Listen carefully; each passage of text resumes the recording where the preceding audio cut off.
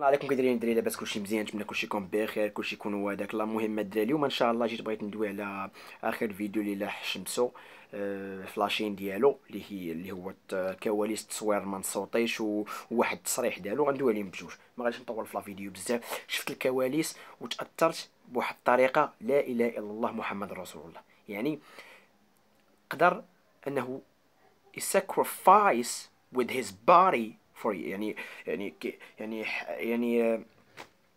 قدر يخاطر براسو ويخاطر بلحمو ويخاطر بكل شيء اللي كيملك بسبابكم نتوما لاجي، لانكم نتوما واحد الشعب مقود وواعر بزاف. تبارك الله عليكم، تبارك الله عليكم، تبارك الله عليكم.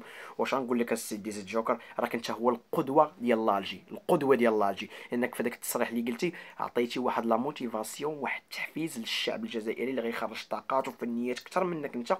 وان شاء الله غادي يوصلوا. وانت ان شاء الله انت ماشي غتبقى تضرب غير 7 مليون، انت ان شاء الله 10 مليون 20 مليون ان شاء الله غتولي تضرب 100 مليون.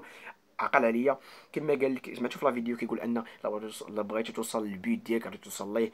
يعني شو هو باه ميت وامو مسكينه خدامه عاليه ومع ذلك وصل لها. حاليا دابا 7 مليون في 1 مليون ديال لي سبسكرايبر و7 مليون فيو في لا فيديو ديالو ما نصوتيش.